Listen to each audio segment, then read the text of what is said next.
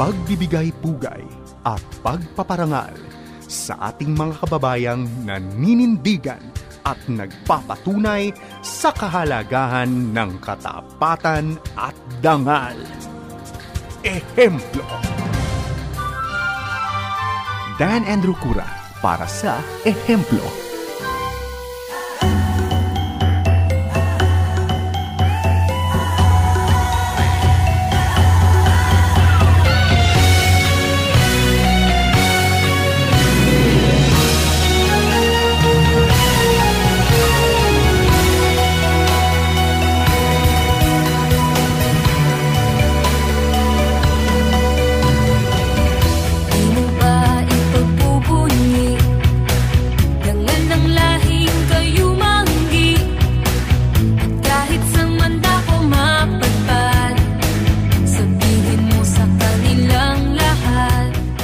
Magandang araw po sa inyong lahat at maraming salamat na naman sa inyong patuloy na pagtangkilik po ng ating palatuntunang ehemplo. Ako po ang inyong lingkod, si Dan Andrew, at sa araw pong ito tayo po ay nagbibigay pugay na naman sa ating mga maraming tagapakinig all over the world. At simula na po yan dito sa 702 DZAS, dito po sa Kamaynilaan, sa 1233 DYVS, dyan po sa Bacolod, ang 1062 DXKI South Cotabato sa Coronadal, ang 1143 DZMR Santiago Isabela at sa 103.3 FM The New J Radio dyan sa Cagayan de Oro at siyempre sa Quezon, Palawan nandyan po ang 106.3 DZRK Radio Kapit Bisig at yung pong nakikinig naman through the internet sa febc.ph at sa 702 DZAS FEBC Radio TV. Welcome dyan po sa FB Live at sa ating YouTube channels. At kung kayo naman po ay nakikinig through our FEBC PH Stream app, maraming salamat din po sa patuloy ninyong pakikinig. At tayo po ngayon ay nandito sa ehemplo at alam naman po natin, ang pinag-uusapan po natin dito yung mga kapilipino natin na nagbibigay ng kagalingan sa lahing Pilipino. At ito pong aking makakakwentuhan ngayon ay isang nakakwentuhan ko na po noon at talaga naman napakalayo na rin po ang narating. Ngayon po ay pag-uusapan natin isang teacher pero isa rin pong manunulat at mas kilala po siya bilang isang award-winning scriptwriter and author. Walang iba po kung hindi si Ricardo Ricky Lee. At siya po ay tubong Daet Camarines Norte at tayo po ay nagpapasalamat na tayo po ay napaunlakan. Siya po ay nagsulat na siguro at saka nakapag-produce na po ng 170 scripts since 1979. Earning him, sabi nga, 70 trophies from different award-giving bodies. So talaga pong napakalawak po ng kanyang impluensya sa atin, lalong-lalo na sa larangan ng pagsusulat, lalong-lalo na sa pinilakang tapping. At most of his films have been shown na po sa Cannes, sa Toronto Film Festival, sa Berlin Film Festival, at marami pa pong mga foreign festivals na nakilala. At siguro po para po dun sa mga nakikinig ngayon, pagka po binanggit ko yung ilan sa mga pelikula po ay magtitimo po sa ating isipan. Nandiyan na po ang Himala, Moral, Bulaklak ng Maynila, Gumapang Ka sa Lusak, Jaguar, Salome, The Floor Contemplation Story, Muru Ami, Bagong Buwan, Rizal, at Nasaan Ka Man, Madrasta at Anak. So just a few among many others, no? Kaya po tayo po natutuwa. Siya rin po ay author ng best-selling book na Brutal, Salome, at Trip to Quiapo, Si Tatang at Mga Himala ng Ating Panahon, which won for him a 2009 CNN Award ng Best Asia Pacific Film of All Time. At yung Para Kay B, no? Yan po ang kanyang mga nasulat. At isa pa po ay siya po ay nakilala bilang Gawad Balagtas for 1983 at yung Surian ng Wikang Pambansa for Outstanding Contribution to Literature and Cinema. One of the 100 Centennial Awardees at Cultural Center of the Philippines awardee ng 1998. Natatanging Gawad Uliran Life Achievement Award ng 2003 at Gawad CCP sa Sining for Literature ng 2015. At Lifetime Achievement Award sa International Film Festival sa Manhattan sa New York nitong 2018. Kaya naman po napaka lawak po, at isa pong maganda, ito naman po yung pagiging guru niya, pagiging teacher niya, ay since 1982 si Ricky po ay nagko-conduct ng free script writing workshops para po sa mga nagsisimulang sumulat. At yan po ang ating tutunghayan. Ako, maganda po ito, at marami po sa kanyang mga estudyante ngayon ay mga TV at saka film writers na rin. Ano? Kaya maganda po ang ating magiging kwentuhan, sapagkat ang ating pagkikwentuhan ay larangan ng sining, larangan ng literatura, at ganun na rin po yung larangan ng pagiging isang guro. Ricky Lee, dito lamang po sa Ehemplo, wag po kayong aalis.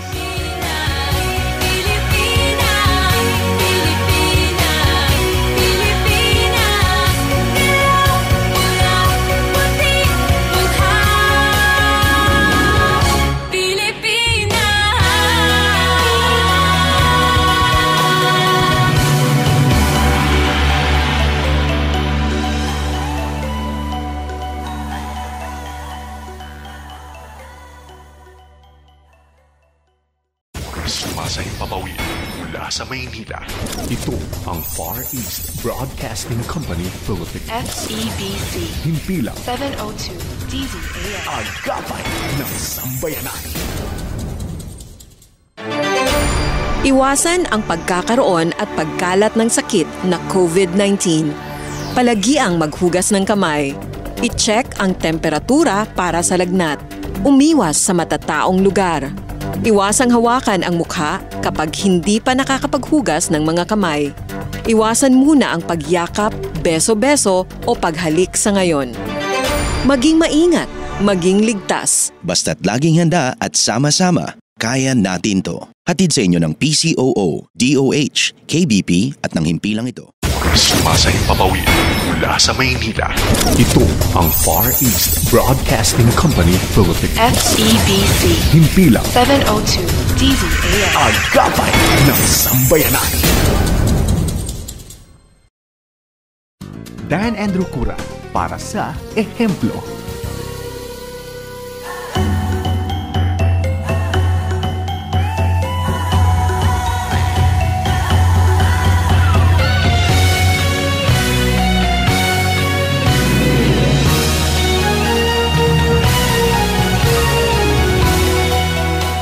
Tayo po ibabalik dito sa ating palatuntunang ehemplo. Ako po ang inyong lingkod, si Dan Andrew. At tulad nga po ng sabi ko kanina, abay ang kasama po natin ay ang batikang manunulat at isang guro po na kilalang kilala ng lahat ngayon. Walang iba kung hindi si Ginoong Ricky Lee. Kuya Ricky, magandang araw po sa inyo.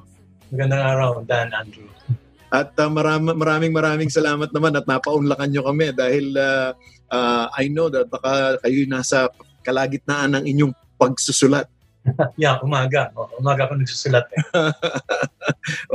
Siguro marami nang nakakakilala nga kay Ricky Lee dahil nga dun sa dami ng mga pelikula na iyong nasulat na, at marami ka ng mga naturuang mga estudyante na ngayon ay sila rin mismo ay sumusulat na rin. Siguro bilang background lang para sa ating mga tagapakinig, ay si Ricky Lee ba ay nung maliit pa lang, nung bata pa lamang ay nandoon na yung kagustuhan niyang makapagsulat? Talaga bang writing ba ang talagang exposure mo nung ikay bata pa? Well, exposed ako sa writing noon, although marami ako ibang pangarap. Gusto ko maging teacher, maging doktor, at kung ano pa. Pero 5 years old pa lang ako, na-expose na ako sa mga pagsusulat kasi binabasahan ako ng comics nung yaya namin. And so, ayun, ang dami ng kwento sa mind ko na na-absorb ko. Pero hindi ko inisip na trabaho yung pagkukwento o pagsusulat. Okay. And so for you, it was pwedeng sabihin na hobby? Yan sinasabi ng mga iba. Yeah. Nagsimula ba yan bilang isang hobby?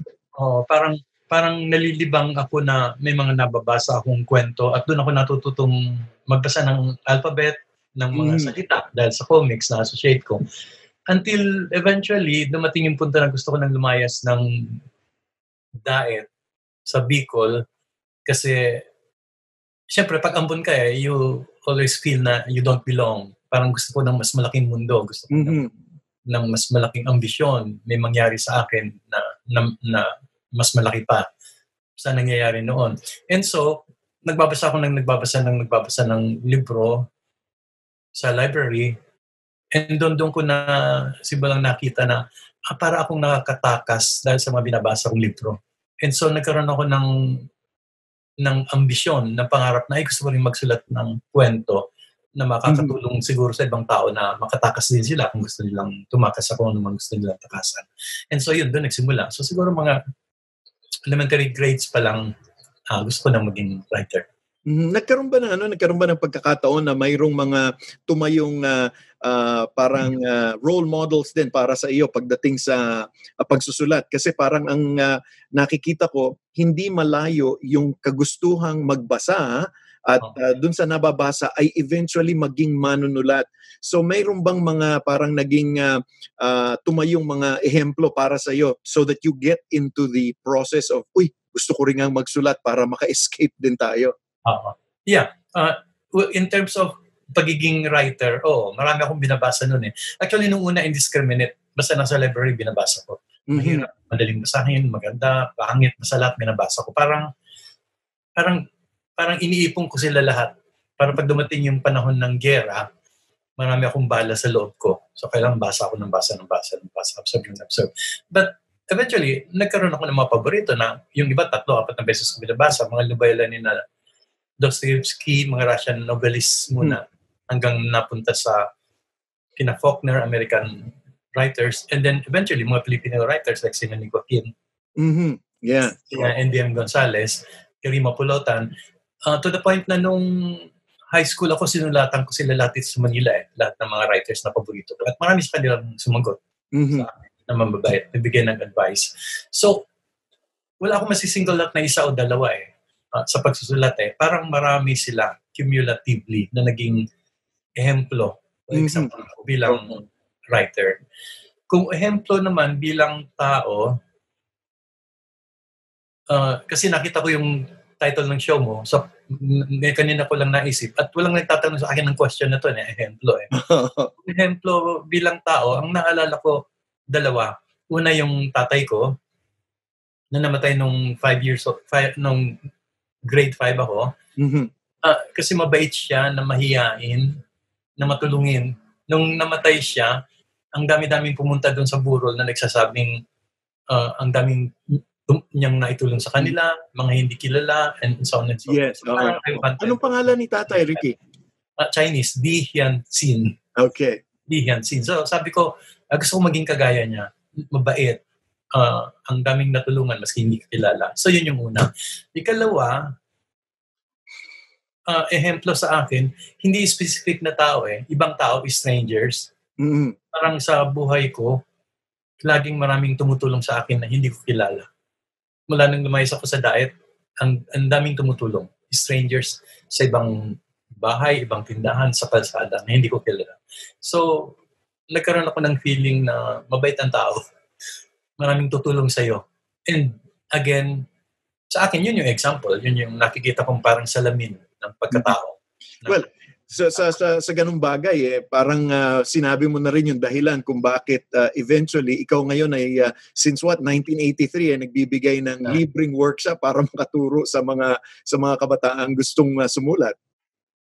Siguro, that's why magkakabit sa akin lagi yung pagsusulat at yung pagme-mentor. Yung pagtanggap at pagbibigay, yung pagtanggap ko ng lahat ng kabutihan ng ibang tao, lahat ng matututunan ko sa kanila, and then pag-share din noon. Siguro nga, dahil dun sa nangyari, sa naging buhay ko, kaya ganun. Halimbawa, one example, kung gusto mo ng katiting na anecdote. Go ahead. Sige lang. Nung naghahanap ako ng trabaho dito sa Manila, bagong layas ako sa Bicol, and nagkahiwalay na kami ng mga kaibigan kong yung kinento ko doon sa graduation speech. So, ang ginagawa ko noon, at wala pa akong sa college noon This was the year bago ako nag-college. In between kasi after graduation sa high school and then college, may 1 year ako hindi ako pag-aral, naghanap ng trabaho. So, sa Avenida Rizal, nag-apply ako sa trabaho sa bawat tindahan. And that time, usually may nakalagay na no vacancy o vacancy. Doon ka mag-apply. Eh, mayroong isang electronic store, Avesco, na may nakalagay na vacancy. So, nag-apply ako.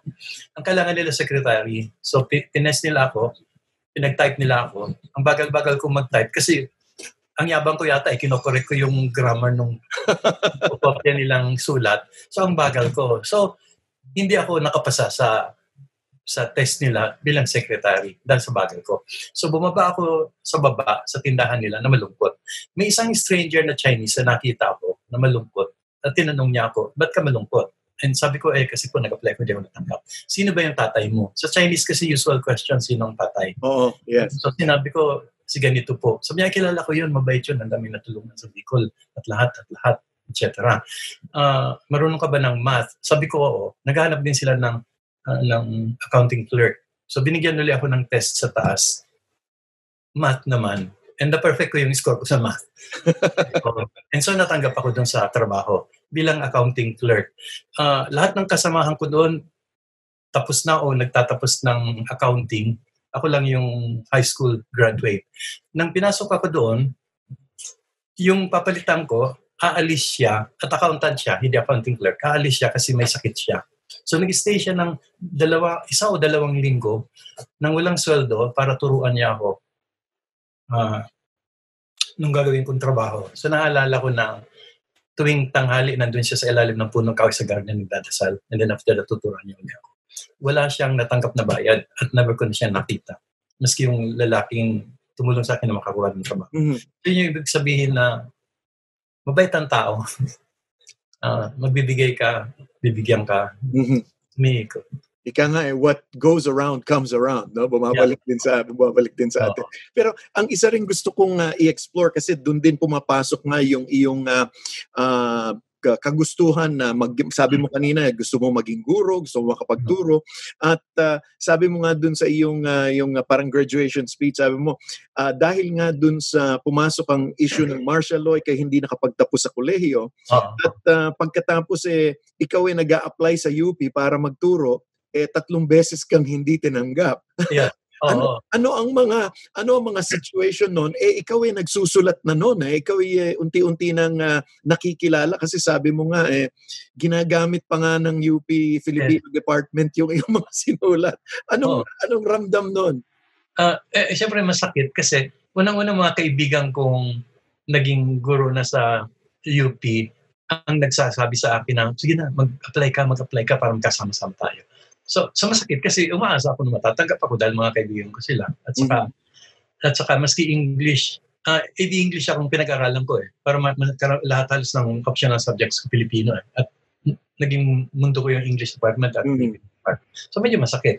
Pero in a way naintindihan ko kasi state university, so mas maigpit sila sa mga patakaran, sa mga rules.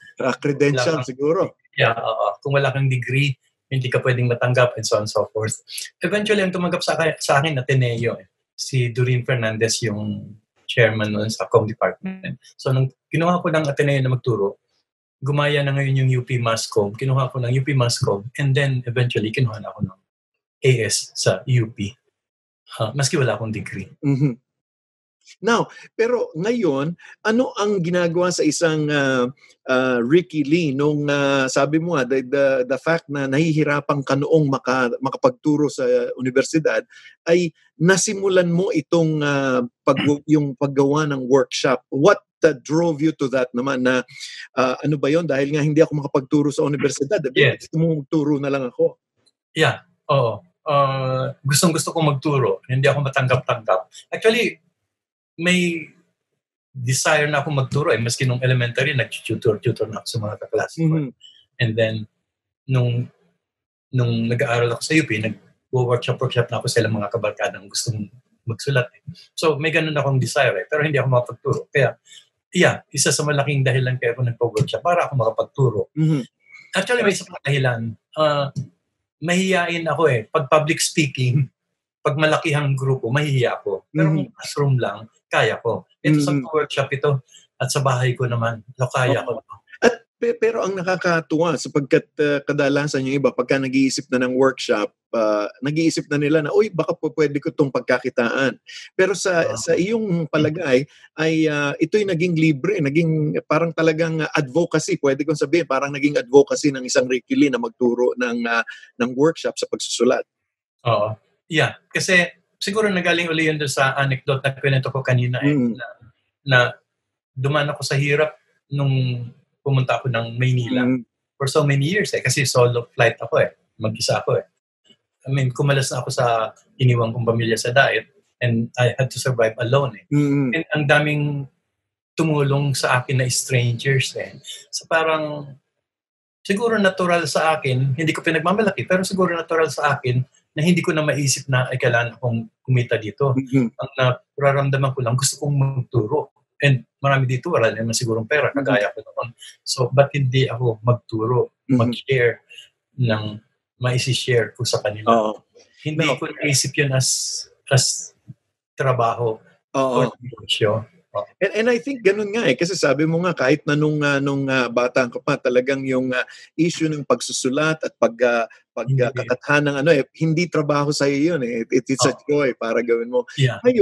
Ngayon, ano naman ang ginagawa sa iyong pananaw, the fact na yung iyong mga tinuturuan dun sa workshop mo ay ngayon ay mga manunulat na rin at yung ang pagkakaalam ko yung iba yung mga sumusulat na rin para sa telebisyon at sining.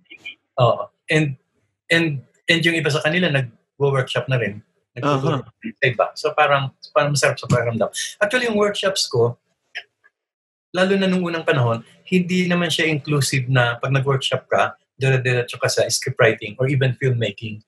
Parang mas opening siya ng consciousness na ang ginagamit lang ay pagsusulat ng script. Pero mas pagbubuka siya ng consciousness siguro to be a better person, to be a better writer, to be a better whatever. So may mga workshoppers ako na halimbawa sina Emmy Villarde and sina Boy Bilisanta, dumiretso into journalism. And may mga workshoppers ako na like sina Jessie Lazaten sa music.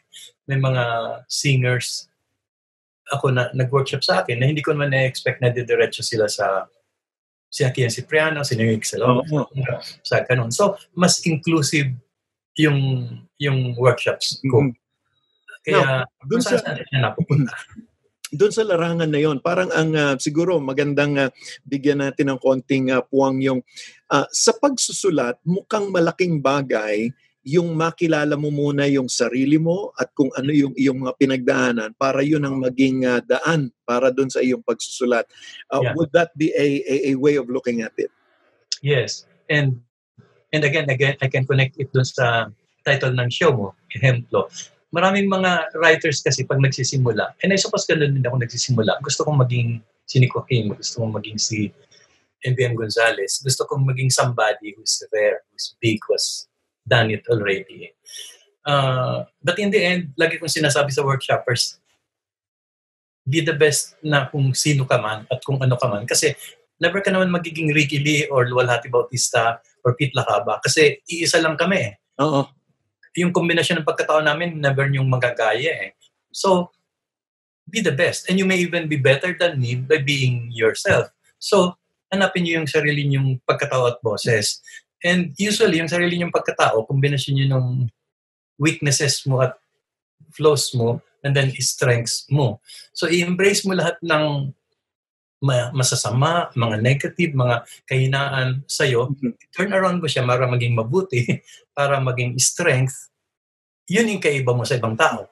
Kasi at di ba sa pagsusulat, doon ka rin huhugot doon sa pagkatao mo, di ba? So kung ano yung naging kombinasyon ng pagkatao mo sa loob mo, combining your black and white, your everything, the complexity, doon ka ngayon huhugot ng kwento. Hindi ka huhugot mula kina Pete o sa ibang writers o sa mga sulat nila. Doon ka huhugot sa pinakaloob mo habang sinusulat yung material. Then, maski ang lahat ng kwento, sabi nila, pareho Pag ikaw na nagkwento ng kwento mo, magiging iba yun kasi galing sa loob mo. Yun na yung kwento. So, it's your unique voice na lagi kong hinahanap sa mga sinusulat ng workshoppers. Now, siguro, bago natin tapusin tong segment na to, gusto ko lang kung may mga nakikinig sa atin ngayon na nakikita rin nila na they've been reading, nagbabasa din sila. Ano ba yung mga katangian ng isang gustong pumasok sa larangan ng pagsusulat, panitikan, lalong-lalo na dun sa area ng pagsusulat na kagaya ng ginagawa mo, pagsusulat sa telebisyon o pagkatha ng storya. Ano yung mga katangian na kailangan meron ng isang tao para pumasok sa ganong gawain? Well, actually, marami kang katangiang pwedeng makuha at marami ka rin katangiang pwedeng wala sa'yo. So, kung halimbawa, sabihin natin mayroong 20 na magagandang katangian, okay lang naman na meron kang mga 8 doon or 11 doon. Nakakapareho ng iba yung ilan mo at yung iba hindi. Yung isa naman, meron naman siyang 7 or 8 na iba naman sa iba. Wala namang makaka-perfect score. At wala ring pare-parehong tao na pare-pareho yung katangian nila. But generally, mayroong set ng mga katangian. Sana meron ka ng maski ilan. And then yun ang papandayan mo at pagbubutihin. Like halimbawa, I think you have to have a sense of imagination na parang bata. Curious ka sa mundo. Curious ka makita yung nasa likod ng mga bagay-bagay. Curious ka malaman, ba't yung taong ito ganun kumilos? Umaandar lagi yung imahinasyon mo. May nakikita ang imahinasyon mo na usually hindi agad nakikita ng ibang tao. So, malikot ang imagination mo. Usually, pag lumalaki tayo, nililitan ng mga taong imagination. Huwag yan. Ito yan, dito pa, etc. So, kaya ko sinabing parang bata. So, dapat may malawak na imahinasyon. So, kailangan ikaw rin yung nagtatanggal ng mga balakid na yun na kinalakyan mo na. Oo, puro mga huwag na. Huwag kang, etc. Huwag kang magkuhan-kuhan lahat. Halimbawa, kung minsan sinasabihin natin ng bata, wala ka nang ginawa kundi maglaro doon sa toy car mo. Ilang oras ka na dyan naglalaro o ilang oras ka na dyan naglalaro. But actually, hayaan mo siya kasi yung imahinasyon niya naglalaro doon May na-imagine siya kung ano doon And hindi siya pure laro Even yung ginagawa ng bata, hindi yun pure laro Nag-explore siya sa mundo niya. And mali, pag laki niyan, mag-invento siya ng sasakyan or etc. Or yung imagination lumawak, magagawa ng ibang bagay, spaceship and so on. So hayaan mo siyang mag-explore. So yun, that sense of imagination. On the other hand, I think it has to be always kakabit with another term. And I think yung dalawa okay na May curiosity ka, tumingin sa iba, imagination. And then I think you have to have compassion. I think you have to have compassion to the point na open kang tingnan lahat. Maski yung pinakamaruming tao, yung pinakamasamang tao, yung pinakapulubi, or yung pinakamataas ang posisyon hanggang pinakamababa. Yung patay na, yung multo na, vampira na. May compassion ka. May empathy kang tumingin sa kanila. Pero dito sa dalawang bagay na ito, yung compassion at yung pagiging malikhain, those are some of the, sinasabi nga nila parang soft skill yan, yung sa puso. Pero naman pagdating dun sa yung technical na pagsusulat, di ba kailangan meron din ginangin dun sa technical na pagsusulat? Well, off my head, one, maski pa paano, you have to have a way with language. Kailangan mahal mo ang mga salita. Kasi bilang writer, ito ang gagamitin mo Hindi siya basta kukunin mo at itatapon mo, ibabalibag mo, o gagamitin na lang ng ganito o ganun So, may pagmamahal ka, may respeto ka sa salita. And that's where reading comes in. Kasi kung mahilig kang magbasa, precious yung mga salita Lalo na yung panahon ng pandemic, kung nagbabasa ka, precious yung relationship mo sa mga salita na binabasa mo ngayon kasi nasa loob ka lang ng bahay, di ka makalis So, kailangan you have a way with words, which means respetuhin mo mga salita at pinag-aaralan mo siya kung paano siya gagamitin ng pagmamahal. Well, so, yeah. Yeah. Well, on that note, tayo po Kuya Ricky, medyo magpapagitan lang muna tayo at magbabalik po tayo sa ating patuloy na pakikipagkwentuhan sa isang batikang Pilipinong manunulat na si Ricky Lee. Dito lamang sa inyong palatuntunang Ehemplo. Kahit tayo ay kinukutya, minamaliit sa ibang bansa, hindi ko ikahihiya. Dahil ang Diyos ang sating nagtakda, minamahal ko ang bayan ko. Kahit tawanan ng buong mundo, lakas mo o pagsayan mo, pakita mo'y kay Pilipino, iwagay-way mo ang Manila na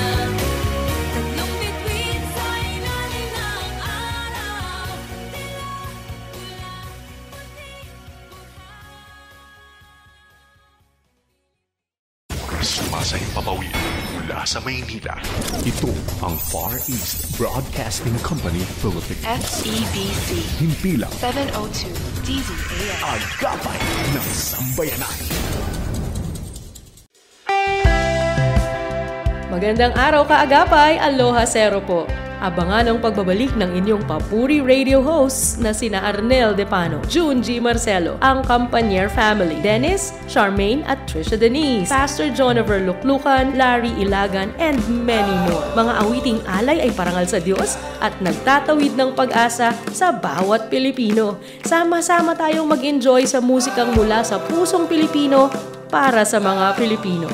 Papuri! Original Filipino Christian music dito lang sa 702 DZAS FEBC Radio TV, Agapay ng Sambayanan. O Ama, dakilang pagmamahal mo.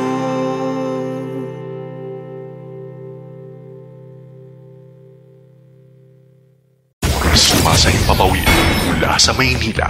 Ito ang Far East Broadcasting Company Philippines. FEBC Himpilang 702 DZAS. Agapay ng Sambayanan. Dan Andrew Cura para sa Ehemplo.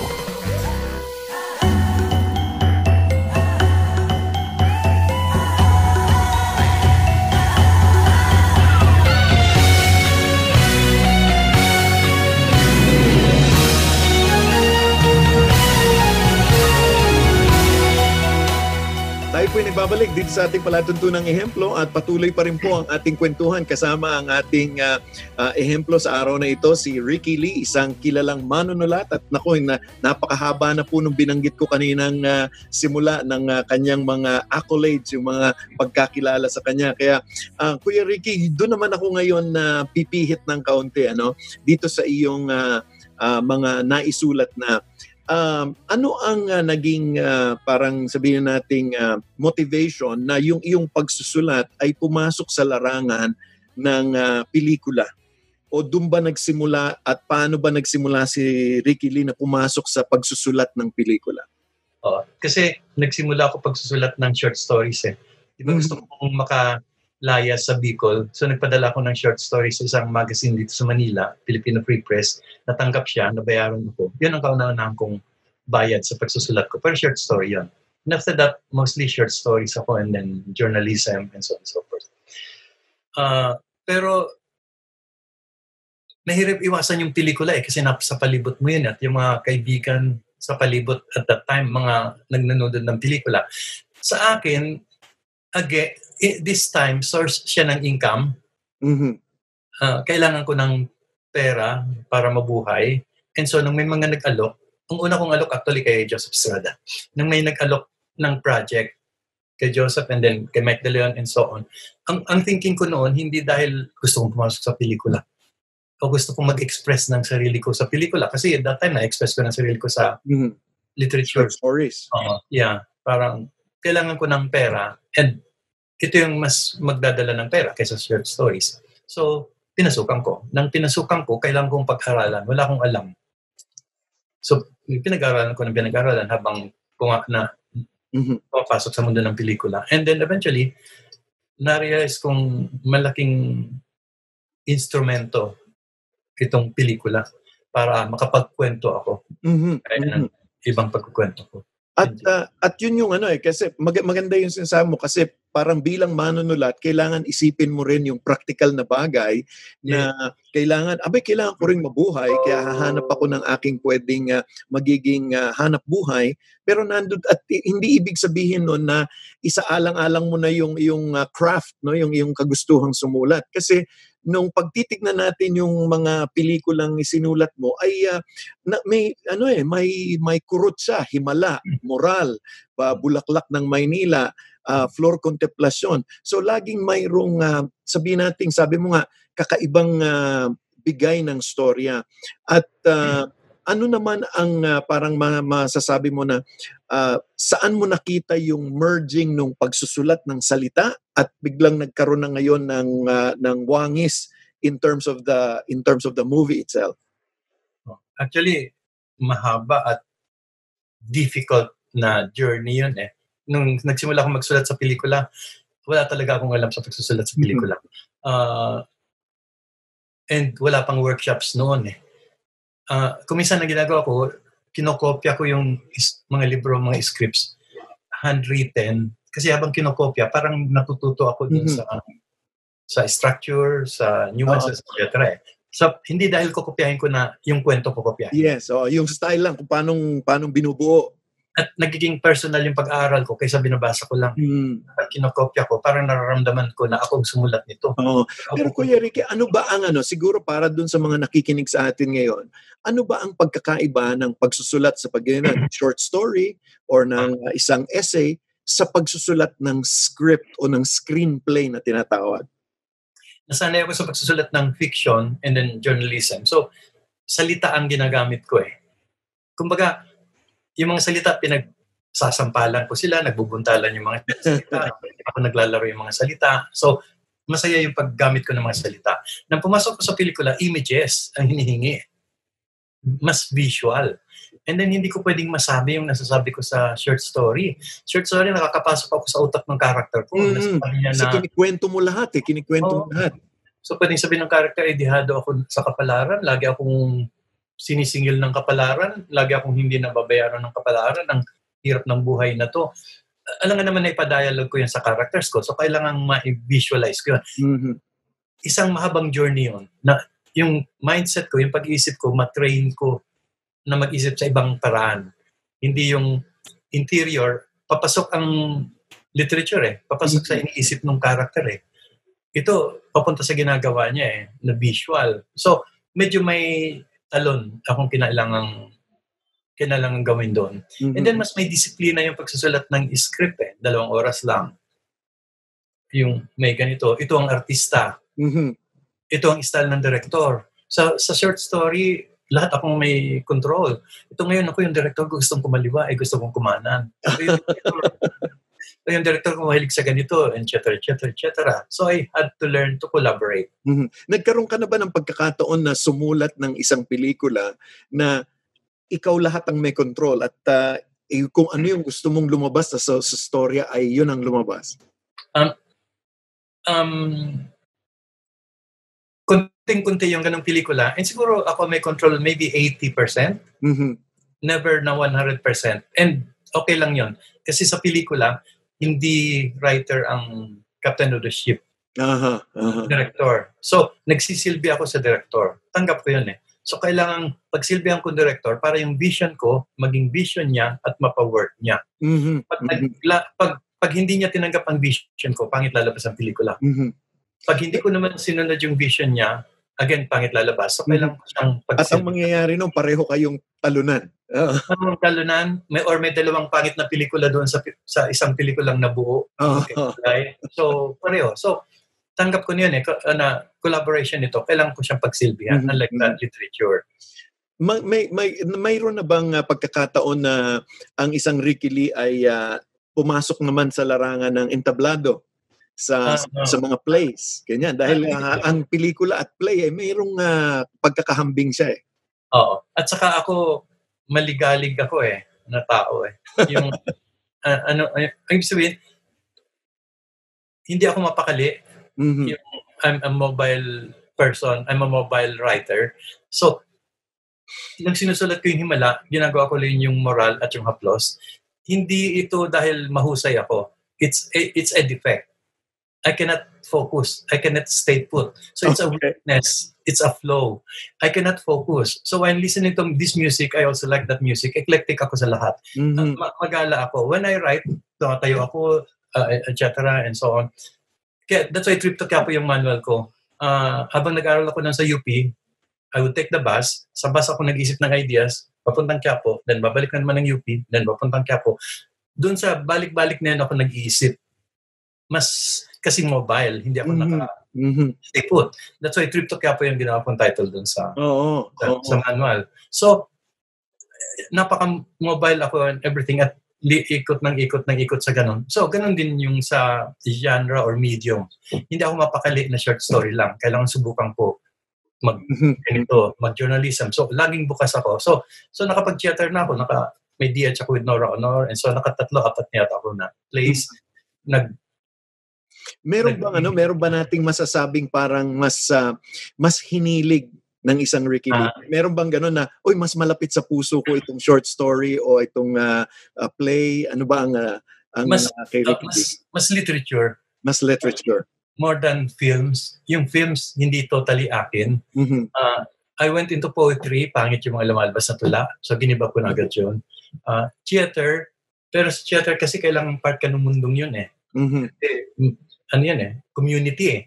Hindi ako makapasok sa community yun eh. Mm-hmm. Pelikula, at home ako sa pelikula at ang tagal ko sa pelikula. But somehow, pag nagsusulat ako ng nobela, ito yung totoong mundo ko. Dito ako fulfilled. So, ang inclination ko nasa nobela, maski na mas marami akong nagatuwang pelikula. Ang hindi ko na lang napapasukan, I think, unless may iba pa, graphic novels, comics. Okay. Kung gumawa. Nag-try ako hindi ako magawa-gawa. So ngayon, yung isang nobela ko, yung Amapola, nakikikollaborate ako sa isang graphic artist. Para gawin. At least, matupad man lang yung dream ko. So yun, mag-aala ako. And then, I'll keep trying anything. Well, kung talagang sa gala lang, I think na nakita na ng karamihan dito sa Pilipinas yung paggala ni Ricky Lee dahil pati sa mundo, dahil nakilala na ang iyong mga pelikula, ang iyong mga gawa sa iba't ibang larangan ng mga pagkakilala na binigay sa iyo, mga gawad ng CCP, yung mga pelikulang lumabas na sa Cannes at sa iba't iba pang lugar. Nung nakikita mo itong mga pagkilala sa isang Ricky Lee na bilang manunulat, ano ang ginagawa sa iyo noon? Kasi sa iba, alam natin na nagkakaroon sila ng issue pagdating sa pagkakilala o sabi nila may problem with fame. Ano ang dating kay Ricky Lee nang nakikilala ang iyong gawa? Well, nasabi ko yata kanina na kagaya ng tatay ko, sobra akong mahiyain. and through the years, even if nakapagturo na ako, nabawasan lang yan nang pumasok ako sa movies, pero natira pa rin eh. Hindi ako pumupunta sa mga birthday parties, mga etc. Sa showbiz, halos bihirang-bihira ako kumagala. Maski Christmas party ng ABS, halos nahihiya ako. Pag pumupunta ako sa isang party ng boss namin, ng kapwa-director, hindi ako makapasok na mag-isa. Kailangan ko pang may yayain na pumasok kasi nahihiya ako. So, ironically, pumasok ako sa isang trabaho that calls public attention. And yet, gusto kong quiet lang na walang pumapansin. Mm-hmm. So, totoo, kailangan kong i-balance yung nakikilala ako sa ayaw kong makilala. So, small steps. I suppose amusing naman yung naging direction ko papunta sa so-called fame kasi dalawang kaso. Una, usually tinatawag nila akong Ricky Lo. and so, na-amuse ako. Ayan, hindi ako si Ricky Lo, etc. And then, ikalawa, maski pa nung 80s, tinatawag nila ako madalas na direct. Maski hindi naman ako director. So maybe it helps na ma-deflect ng konti yung attention sa akin bilang writer. So may konting pagka-amusing naman yung ganong tawag ng fame. Pero does it do anything to your writing? Ito ba'y nakakapag-udyok ba sa iyo magsulat? Dahil ikay, sabihin na natin, parang binigyan ng recognition ng iyong trabaho. Ito ba'y nagbibigay sa iyo ng inspirasyon? Ito ba'y... paano ang dating? For a while, oo. Nanalo. May kunting pressure. Kailangang maganda. Pero eventually, kinukumbinsi ko ang sarili ko. Maski matagal ako makumbinsi na I do not have to compete with my works. Kasi ang hirap. Hindi ko pwedeng gawa ng Himala 2, Himala 3, Himala 4. I have to do something else even if it may not be as good or as big. I have to do something else kasi gusto kong gumala at gusto kong mag-grow in different directions. Pero may ganung pressure, especially from friends. Pag may pelikula kang ginawa, nag-preview kayo, iniisip ko yung iniisip nila. And then pagkatapos ng screening ng pelikula, pinapakiramdaman ko yung tingin nila sa akin. Nag-fail ba ako? Mas maganda ba yung nauna kong trabaho? So, ganung klaseng fame na palibot, iniisip ko yung iniisip nila. And in a way, it affects you. It makes you feel sad or anxious. And then next time, you want to do better. But that it's not healthy. So speaking of that, ano ang parang sabihin na nating para again, no, para dun sa mga nakikinig sa atin, ano ang pinakamalaking balakid para sa isang manunulat na tulad mo? I think dun muna tayo sa hindi concrete. Sige. Medyo abstract. I think ang magiging pinakabalakid sa isang writer at maski kaninong writer, pag naniwala kang mahusay ka na. I think pag naniwala akong sobra na akong mahusay, hindi na ako mag-grow, hindi na ako magiging anxious na matuto pa, o manood pa, o mag-aral pa sa mapapanood ng mga pelikula. May-stuck na ako. And bago ko mamalayan yan, lilipas ang panahon at gawa ko ng gawa, na-stuck na pala ako. I keep doing the same thing pala. Hindi pala ako nag-grow at yung mga works ko hindi nag-grow. Formula na lang. Nagiging formula na lang. And hindi ko marirealize yun kasi pwedeng nalula ako sa fame o sa tagumpay o sa achievements o sa pera or sa pride ko na ang husay-husay ko. Kailangan maging mas mahusay ko sa ibang tao. I think dangerous yun and kailangan aware ang isang writer doon. And that's what I keep telling my workshoppers. Pag nakatikim ka ng unang tagumpay, the first awards, ang sarap sumakay doon eh. I'm so good eh. Sabi ko, isavor nyo lang yung feeling na yon. Then kinaumagahan, magising na kayo. You're only as good as ngayon. The last work. Then you have to keep getting better, not for others, but for yourself, so that you'll keep growing. So yun ang pinakabalakid ng writer. But yung sa totoong concrete na balakid, ang dami. Mababa ang tingin nila sa writer sa Pilipinas at sa industriya ng pelikula natin, hindi pa rin sila nababayaran ng tama. Wala pa rin silang residuals na tinatawag. Like, pagpaulit-ulit pinalabas ang Himala or what, wala akong tatanggap ng royalties. Ang credits ng writer madalas sa kakalimutan. Wala sa poster, wala sa trailer, and yet siyang katabi ng director. And so on and so forth. Aabutan tayo ng isang buong show ulit. Kung lahat ng problema ng writer, whether sa pelikula o palabas. So siguro ang pasukin ko na lang ano ang mga maaaring magawa at ano pa ang nakikita ni Ricky Lee sa horizon sa kanyang pagsusulat? Well, unang-una, para rin masara yung kanina, even if ang dami-daming hirap at walang katapusang hirap at balakid, I think it's all worth it. The moment na natapos mo yung short story mo o novela o script and then napalabas yung pelikula, it's worth it. Nawawipe out lahat ng hirap. Uulitin mo na namang daanan yung hirap. Ito na naman ako at sasaktan ng sarili ko. And then, you are able to create something, then it's all worth it. And you go through that paulit-ulit. It's really personal yung achievement nando doon sa iyo. It's nagsusulat ka mula sa loob mo eh. Nandun ka sa bawat salita, bawat image ng sinulat mo eh. Andun yung puso mo, yung kaluluwa mo eh. Doon sa nasulat na yun. Gaano kapangit sa tingin na iba o kaganda, nandun ka eh. So, hindi pwedeng hindi personal eh. Lahat ng sinulat eh. But when it works, when na-create ka, you're empowered. You're on top of the world. So, yun. So ngayon, ano naman ang mga, what are we expecting? Ano pa ba ang mga linalatag ng isang Ricky Lee sa panghinaharap? Ina-expect ba tayong bagong libro na lalabas? Yeah, oo. Actually, sabi ko nga kung nung nasa Bicol ako at nangangarap ako na maging writer, ang feeling ko parang I'm bursting sa loob ko ng mga dreams ko na gusto kong gawin. Ngayon, after so many decades ng writing, I'm still bursting na gaya nun with so many things I want to do. Like, I have so many scripts na natapos kayong lockdown and so many more scripts that I want to write. I'm writing Crypto Quiapo 2, part 2 ng manual. I'm writing my memoirs. I'm writing a novel. As I said, sabay-sabay ako, di ba? Dahil mobile talaga. Yan yung depekto ko na pinipilit kong gawing strength. Nang sabi ng ibang husay mo, ang dami mong nagagawa eh. Hindi nila alam actually, it's a defect that I turned around. So, and so on. And then workshops. I want to continue doing workshops.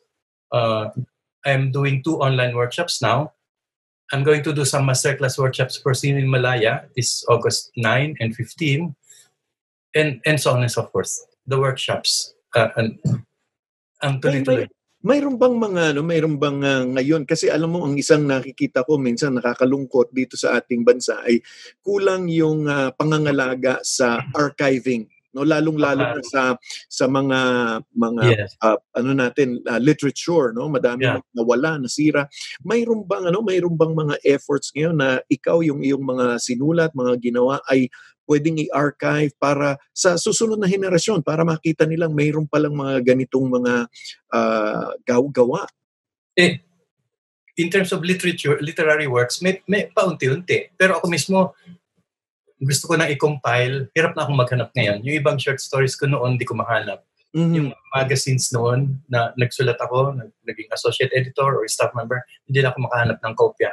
Maski sa National Library or sa UP, mahirapan. Hindi talaga mahanap lahat. And mas malala sa pelikula. Marami nang nasira. Naging turotot, nasira, natapon, na-damage, etc. That's why we were very thankful nang naitayo yung ABS Restoration. Kasi doon na-restore ilang hundred films na rin Marami akong films na nandun Mulang Himala hanggang Moral hanggang minsan lang kita ibigyan itong pinakahuli. Kaya nalungkot kami. Siyempre, nang nasara yung ABS kasi isa sa mga nawala. Kasama yun. Oo, kasama yun. ABS Restoration.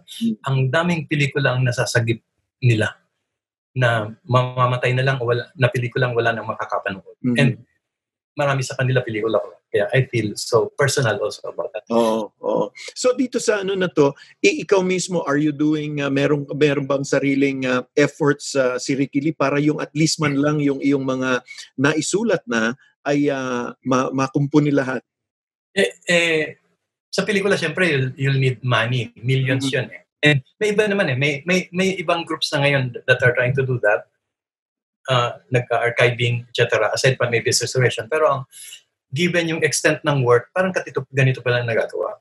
Sa literary works naman, I'm trying to compile, parang hirap Like yung scripts ko dati, gusto kong i-publish yung mga scripts ko, hirap akong hanapin yung kopya nila before. Yung iba naman, naka-floppy disk, mga lumang, noon, wala na akong hanapan na pag-convert. So again, ang dami kong scripts before na yung iba, nakatranscribe ko ngayon, humingi akong tulong sa workshoppers, tinatranscribe nila ngayon sa ilang pelikula ko, sinusulat nila yung script, tumutulong sila sa akin. But walang existing, ang hirap-hirap. Wala tayong ganun dito sa Pilipinas. Siguro yan ang isang magandang pagtunan din ng pansin ng ibang mga cultural groups natin para ma-save at masagip yung ating mga gawa. Tayo kukuha ulit ng maliit na puwang Kuya Ricky at tayo magbabalik dito sa ating palatuntunan. Patuloy po natin kausap ngayon ay walang iba kung hindi si Ginoong Ricky Lee, isang kilalang manunulat ng pelikulang Pilipino at ng literatura. Tayo po sa panitikan, tayo po nagpapasalamat sa oras niya. Pero hindi pa po tayo tapos. Meron pa po tayong mga huling sandali sa pagbabalik ng ating palatuntunang ehemplo.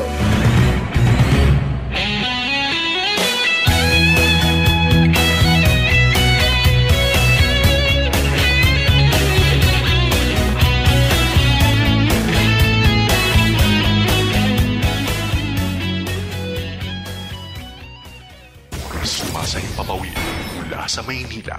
Ito ang Far East Broadcasting Company Philippines. FEBC. Himpilang 702 DZAS. Agapay ng Sambayanan. Magandang araw kaagapay, Aloha Zero po.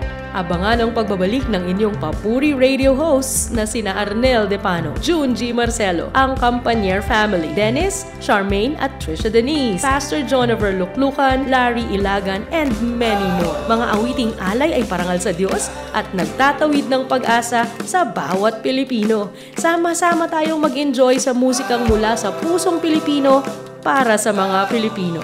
Papuri! Original Filipino Christian music dito lang sa 702 DZAS FEBC Radio TV, Agapay ng Sambayanan. O Ama, dakilang pagmamahal mo.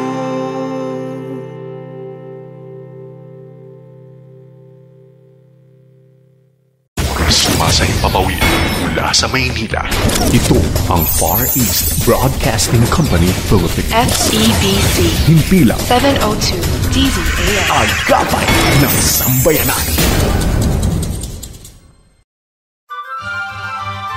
Dan Andrew Cura para sa Ehemplo.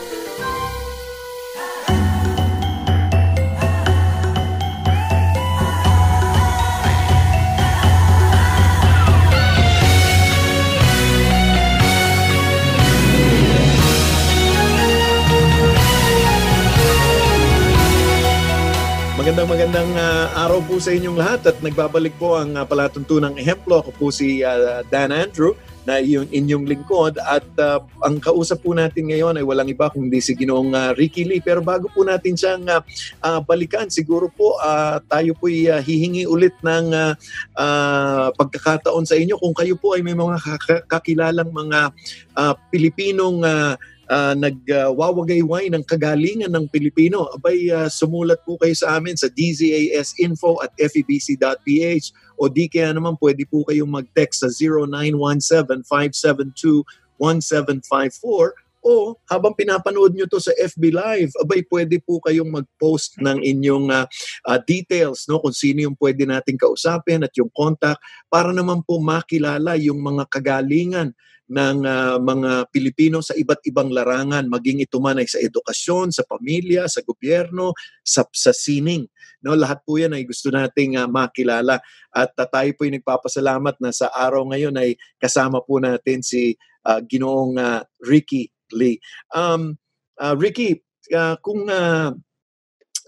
sa ating pagtatapos, lagi ko kasing ang isang gusto naming mangyari dito sa ating palatuntunan ay yun na nga, magkaroon ng titingalain yung lalong-lalo na yung mga kabataan na mga ito, pwede ko itong gawin, pwede akong magsulat, hindi na lang ako pwedeng basta na lang walang gagawin. Kung hindi, mayroon akong mga pwedeng tingalain na tao. Para sa mga kabataan ngayon, ano ang maibabahagi mo sa kanila? Paano sila maging ehemplo sa kanilang sariling pagkakataon ngayon? At paano nila pwedeng hanapin yung, sabi mo nga, yung hanapin yung sarili nila para sila man ay pumunta sa larangan ng pagsusulat?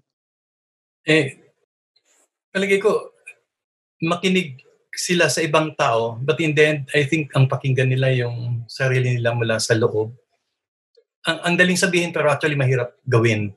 Kasi ang daming ingay sa palibot Ang daming ingay, ang daming boses But eventually, maski na sa gitna ng ingay, eventually dapat marinig nila yung sarili nila Ano yung passion niya? At ang passion hindi necessarily ambition. Diba? Pwedeng ang passion mo lang makipag-share sa ibang tao ng kabutihan ng pagiging tao. Or ang passion mo ipakita ang appreciation sa buhay, na himala ang buhay nating lahat. Or pangarap yung passion mo, which is gusto kong maging isang mahusay na piloto at etc. So pwedeng ganun But kailangan sa gitna ng lahat ng ingay na yun, hanapin mo kung ano talaga yung passion mo or advocacy, kung saan ka nandun. At even if mahirap hanapin at kung minsan pamali-mali ka, yun ang hanapin mo. And then I think, doon ka tumaya. May mga magsasabing huwag, may magsasabing dito na lang, may mga magsasabing mali yan, may magsasabing hindi ka marunong magsulat, hindi mo ma-achieve, wala kang nalalaman dyan. Paglaban mo pa rin yun ng paglaban, mag-persist ka. And malaking bagay yung term kasi sa dami ng mga nakakwentuhan ko na dito sa palatuntunan ito, ang talagang laging nananaig ay yung passion. No? Maging ito man ay passion sa tao, passion dun sa gawa, passion sa kagalingan, babalik pa rin dun sa kung ano yung nananaig na kagustuhan o ramdam, yun nga yung passion para dito sa gawang ito. Bakit napakahalaga nun? Because unang-una, nandun yung truth ng pagkatao mo. Hindi passion ng ibang tao, hindi passion niya, kundi yung truth mo nandun Kaya lang, kuminsan, hindi mo makita yung sarili mong truth or sariling passion. At natutulong ka ng malaki pag nakikita mo yung ibang mga tao na may passion. Aba, itong isang ito, ang passion niya sa singing, maski na bumagsak ng career at lahat at ganito at walang nakikinig at walang naganito, andun pa rin siya, gawa ng kanta.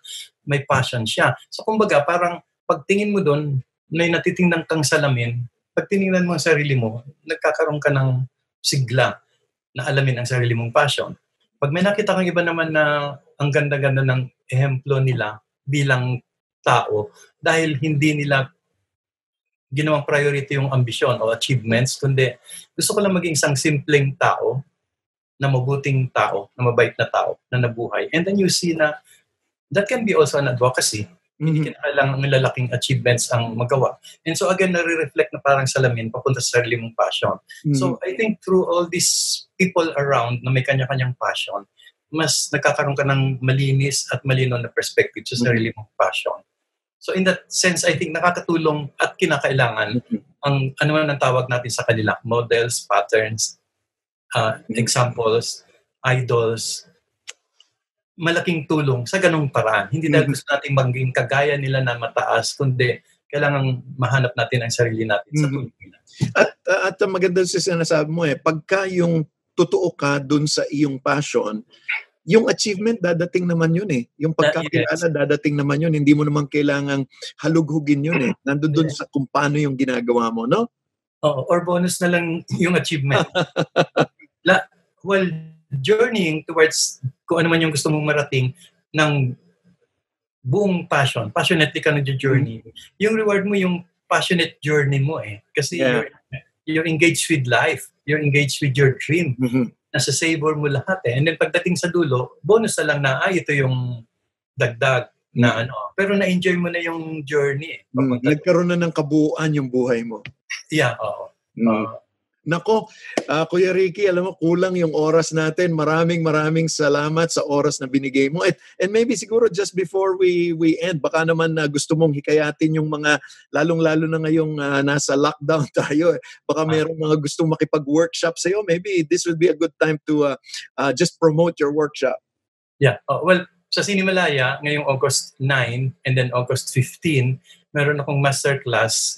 Isang hapon lang yun. Na 2 batch yun. So, August 9 and August 15, isang hapon ng pag-uusap tungkol sa pagsusulat. Masterclass. So, yun, kung may interesado doon. And then second, tuloy-tuloy ang aking libreng workshop online. Although meron akong kasalukuyang workshop ngayon and then may susunod na another batch. But even if may nakahilera na, open pa rin ako at pwede pa rin silang mag-apply. Isasama lang namin sa listahan if they're willing to wait. So tuloy-tuloy yun. At libre lahat ng personal workshops ko. Sa ngayon, online lang muna. Nako, maraming salamat, Kuya Ricky. Thank you so much sa iyong oras. Thank you, Dan. Yeah. Nako, ang ating pong nakapanayam ngayong araw na ito ay walang iba kung hindi si Ricky Lee, isang batikang manunulat ng panitikan at ng pelikula dito sa Pilipinas. At sana po kayo po ay mayroong napulot na kagalingan po. At sabi nga niya, it starts dun sa loob. Kailangan hanapin natin yung ating passion, yung ating nararamdaman. At kung mayroon man tayong mga nagdaging balakid na mga wag yan. Sabi niya, hindi, kailangan ikaw mismo yung lumabas doon at makilala mong iyong sarili sapagkat doon kahuhugot ng iyong maisusulat at magagamit mo pala para ma-impluwensyahan ng maraming tao sa pamamagitan ng panitikan, sa pamamagitan ng pelikula. Nako, kaya malaki po ang pasasalamat natin kay Ricky Lee. So sana po kayo po ay patuloy na magtangkilik dito sa ating palatuntunang ehemplo. At tulad nga po ng sabi ko, tunghayan nyo lamang po ang Ehemplo FEBC Facebook page at pwede po kayong mag-post doon ng mga kakilala ninyo para naman makausap namin. Nako, maraming salamat po sa oras na binigay nyo sa amin. Tayo po ay nagpapasalamat din kay Arwel Mendoza, ang ating production assistant, gayon din ang buong radio TV team ng Far East Broadcasting Company para po mabuo ang ating palatuntunan. At maraming salamat po. Ako po ang inyong lingkod, si Dan Andrew, na lagi pong nagsasabi saan man, kailanman at kahit sa maliit na paraan, maging isang mabuting ehemplo ka, kaibigan. Maraming salamat at magandang umaga po sa inyong lahat.